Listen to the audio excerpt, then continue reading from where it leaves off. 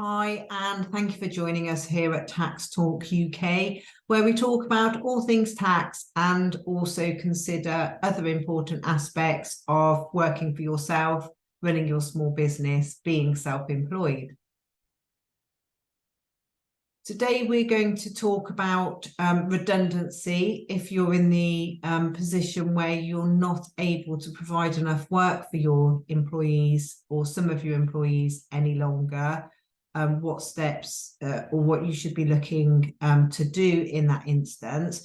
And before we talk about that, if I could please ask if you could take a moment to subscribe to our YouTube channel.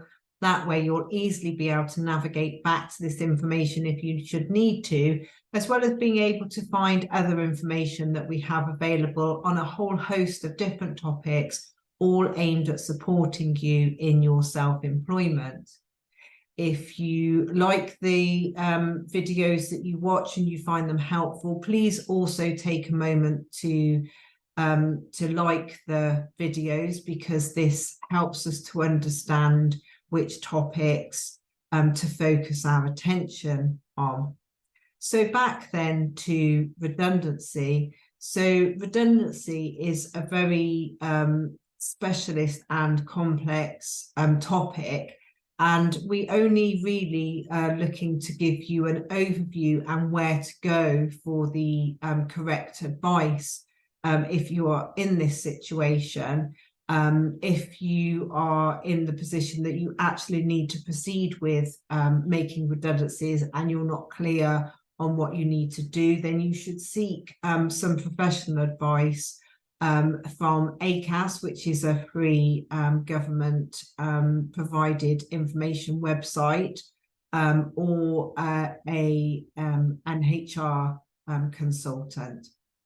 So redundancy then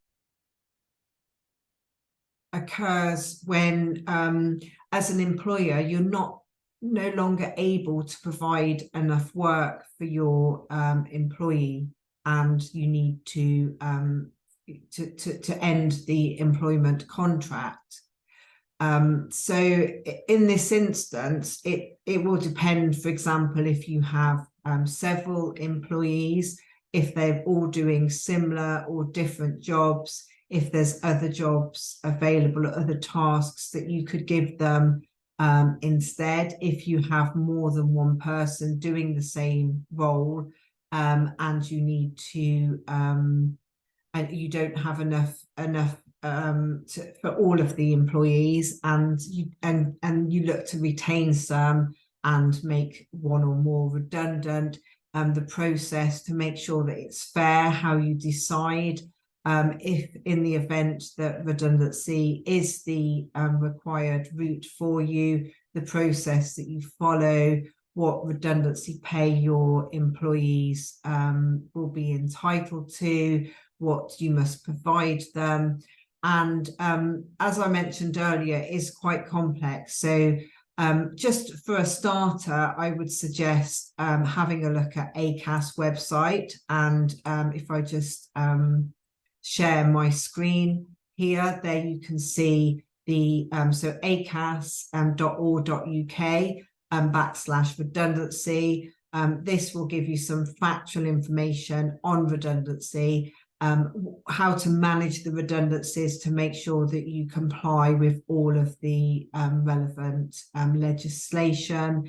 It's really, really important that you take care that you don't make any errors in the redundancy process. That can be incredibly costly if an employee feels that you haven't followed the right process.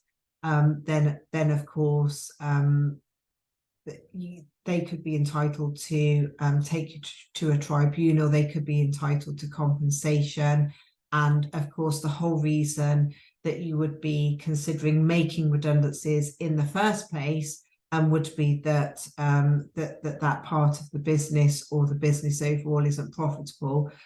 So the last thing you want to be doing is to be adding extra costs. So if you're just starting to think about redundancy, ACAS website is a great place to go. And although this video today is aimed at employers in the position of needing to make redundancies or considering redundancies, ACAS also has information available for employees who are in the line for redundancy, or redundancies of their job is being considered, and they are one of the people being considered. So for all parties, it's a great resource. You can also phone ACAS. They have a helpline. They are not able to be involved in individual cases, but they will be able to give you factual answers to questions if you have a situation and you can't find the information on their website. So like I say, this gives you the starting point.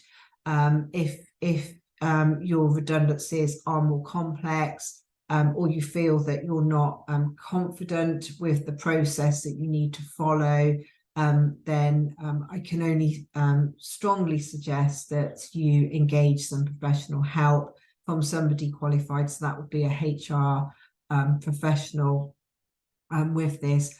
Because as I mentioned, there's quite a lot of things to consider, that it's fair, the redundancy is fair, if there's a selection required, and that the selection for redundancy is fair.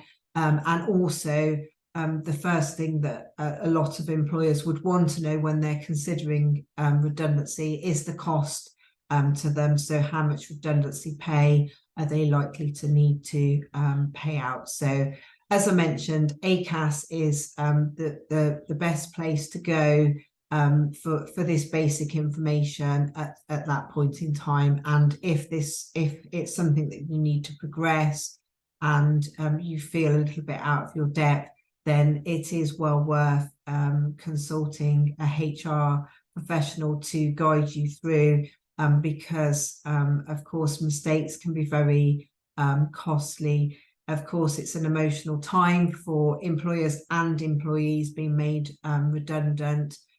So even the most loyal of employees may sort of feel compelled to take action if they feel that the procedures haven't been correctly followed. So that I can't stress that enough. So hopefully, if you are in the position where you are needing to terminate somebody's employment on the grounds that you don't have sufficient work for them, i.e. they're no longer required in the business, then hopefully this gives you just some starting points of where to go for the information that you'll need. So thank you very much for watching. As I mentioned, please do subscribe to our channel and like the video. Thank you for watching. Goodbye.